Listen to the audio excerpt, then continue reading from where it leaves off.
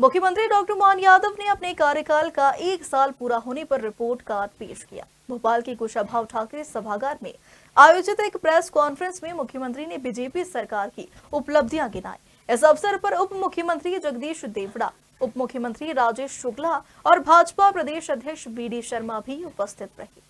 CM doctor Mohan Yadav ने 1 साल पूरे होने पर अपनी बात की शुरुआत पूर्व प्रधानमंत्री अटल बिहारी वाजपेयी को याद करते हुए की। उन्होंने कहा कि अटल जी ने देश भर की नदियों को जोड़कर सिंचाई से लेकर बाढ़ जैसी समस्याओं की समाधान का स्वप्न देखा था।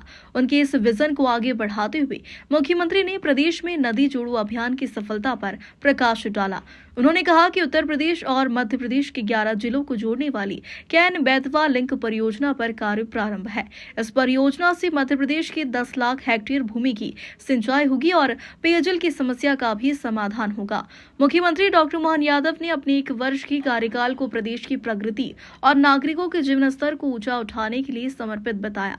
उन्होंने कहा कि उनकी सरकार ने बीते वर्ष में न सिर्फ मौजूदा चुनौतियों का समाधान किया, बल्कि जनकल्याण और विकास के लिए कई महत्वाकांक्षी परियोजनाओं की नींव भी रखी। मुख्यमंत्री ने कहा कि हमने अगले 5 साल में मध्य प्रदेश की अर्थव्यवस्था को दोगुना करने का लक्ष्य रखा है। वैसे तो माननीय बीडी शर्मा जी ने सारी बात कह दी, मैं भी इसमें दोहराना के थोड़ी सी आउटलाइन पे बात कर लेता हूँ। सबसे अच्छी जानकारी आप ही के पास है, सबके पास है। मैं उसको केवल स्मरण कराऊंगा, अब मैं उसमें दोबारा क्या बोलूं। लेकिन ये एक शुरुआत करता हूं कि हम सबके सामने यशस्वी प्रधानमंत्री भारत रत्न स्वर्गीय अटल बिहारी वाजपेयी जी ने तत्कालीन समय कहा था कि किसी भी देश को आगे बढ़ने के लिए उसके अपने उपलब्ध संसाधनों का बेहतर से बेहतर उपयोग होना चाहिए और ऐसे में जलराशि का उपयोग होना चाहिए। तो उन्होंने नदी जोड़ों की कल्पना दी थी और नदी जोड़ों के माध्यम से एक बड़ा विराट उनका अपना दर्शन था। सच मानो तो उस समय कई लोगों को लगा भी था कि ये संभव है क्या, ये तो प्रकृति जन्य है, ये कैसे हो सकता है। लेकिन इसी बात को यशस्वी प्रधानमंत्री श्रीमान नरेंद्र मोदी जी ने दोबारा जब हमारी मीटिंग ली और उन्होंने कहा कि मोहन जी ये बहुत अच्छा उम्दा आइडिया है, इस पर बढ़ना चाहिए और हमारे राज्यों के अंदर कतिपय कारणों से ये उलझते हैं मुद्दे बिना बात के, और ये जल तो अपने आप रोको, उपयोग करो, अच्छी बात है, अन्यथा उसका अपनी गति है, वो समुद्र से जो उनका नियत मिलन स्थल है वहां तक जाएगा, लेकिन लोगों की जिंदगी बदल सकता है। और मुझे इस बात की प्रसन्नता है कि मैंने भी उस बात को, उनकी बात को गौर से समझते हुए हमने कहा कि अड़चन क्या है, उलझन क्या है, उस उलझन को समझते हुए पहले हमारे पास एक प्रोजेक्ट था केन बेतवा। अब केन बेतवा से शुरू करता हूँ। केन बेतवा हमारे पूर्व मुख्यमंत्री श्रीमान शिवराज जी के समय भी वो हमारा प्रोजेक्ट हाथ में लिया गया था, लेकिन फॉरेस्ट की लैंड टनल के कारण से, उसकी लागत बढ़ने के कारण से और आपस में कुछ विभागों के तालमेल के कारण से वो अटक रहा था। हमने इसको गंभीरता से आगे लिया और रिजर्व फॉरेस्ट का जो इलाका था उसमें टनल बना करके और पूरे प्रोजेक्ट पे दोबारा 3-4 मीटिंग हमारे यहाँ की, और जो उसकी लागत, ये बात सही कि बड़ी लागत बढ़ रही है और केवल 10% राशि हमारी लगेगी उत्तर प्रदेश और मध्य प्रदेश की, बाकी 90,000 करोड़ की राशि भारत सरकार देने वाली। तो ऐसे में पहले जल शक्ति मंत्री गजेंद्र शेखावत जी थे, बाद में अभी पाटिल जी है, CR पाटिल जी के साथ हमारी 3-4 मीटिंग हुई। मुझे इस बात का संतोष है, न केवल हमने इस समस्या का समाधान किया बल्कि सीमित समय में उसके टेंडर लगा करके आज आपके बीच में डिस्क्लोज कर रहा हूं, यहीं से बात शुरू करूंगा।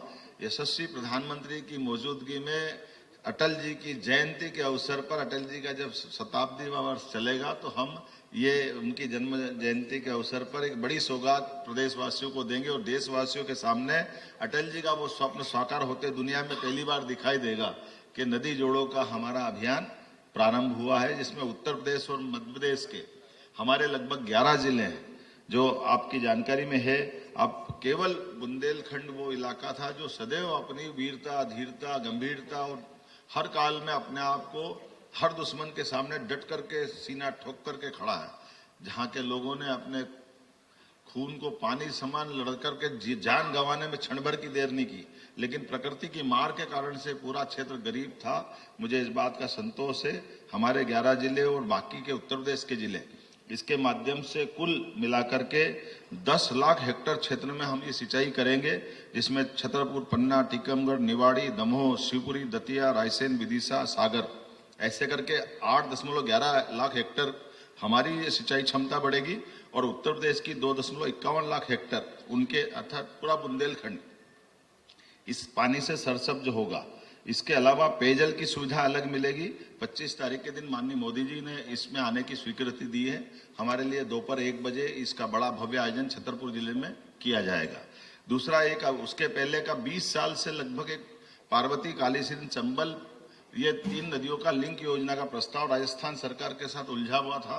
इसमें हाई कोर्ट, सुप्रीम कोर्ट, हमारे यहाँ से भी आपत्तियां थी, राजस्थान को भी कुछ मंजूर नहीं था। जो भी कुछ कारण रहे होंगे, कुछ हमारी विरोधी विचारधारा की सरकारें थी, परस्पर होने के कारण से अटका रही थी।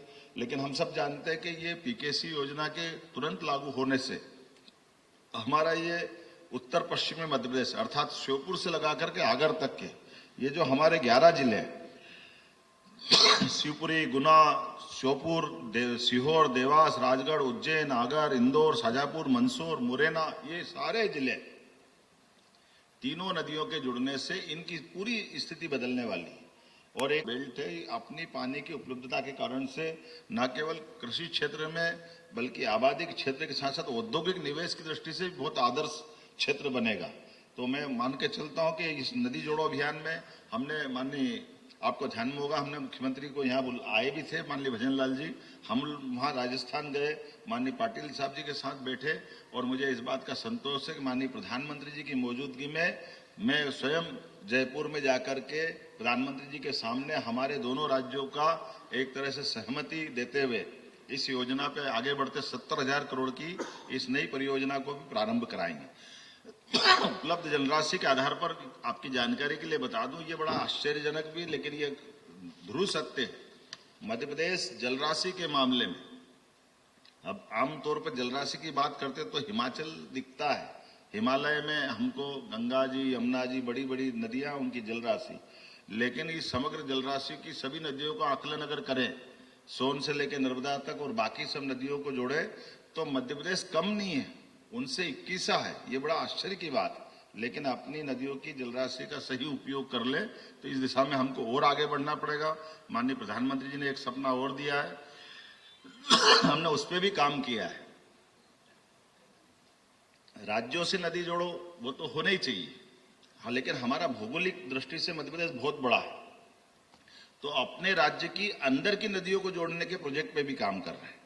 तो राज्य के अंदर की नदी जोड़ो अभियान को हमने हाथ में लिया है और इससे हमारी दोनों तरह की कठिनाइयों को देखा गया कि एक तरफ जैसे इंदौर से निकलने वाली कान नदी, जिसको कोई खान भी कहता, कान भी कहते हैं, खान नदी आमतौर पर छिपराजी में आकर के हमारे मूल नदी के धारा को प्रभावित करती है। उसमें इंदौर का कई बार ये जो सीवर का पानी वगैरह मिलता है तो उज्जैन का पानी गंदा हो जाता है। तो ऐसे में इस नदी को उज्जैन से लगभग 20 किलोमीटर दूर एक डक्ट के माध्यम से पूरी की पूरी नदी पलटा करके गंभीर नदी की डाउन स्ट्रीम है, ऊपर में हमारा डैम बना तो वो नीचे पूरी खाली जगह है, तो ये पानी पूरा वहां शिफ्ट करते हुए और उद्योगों को भी देंगे शुद्ध करके। और ये जो हमारी लगभग 1980 के बाद से हमारे हर कुंभ में हमने छिपरा जी के जल से स्नान नहीं करा पाए, क्योंकि हमारी वर्षा गर्मी में सिंहस्थ आता है। 80 का सिंहस्थ हमने गंभीर से कराया, 92 का सिंहस्थ हमने गंभीर से कराया, 2004 का सिंहस्थ हमने गंभीर नदी से कराया, 2016 में गंभीर भी कम पड़ गया तो नर्मदा जी से कराया। तो साधु संतों से सबकी मांग रहती थी कि हम स्नान करने छिपरा जी में आते और छिपरा जी का जल नहीं मिलता है। मुझे इस बात का संतोष है, हम वो अपना जो अशुद्ध पानी अलग करके न केवल छिपरा जी का पानी के संग्रह की हमने योजना बनाई कि वर्षा जल को संग्रहित करके ये भी अच्छा प्रयोग पहली बार कर रहे हैं।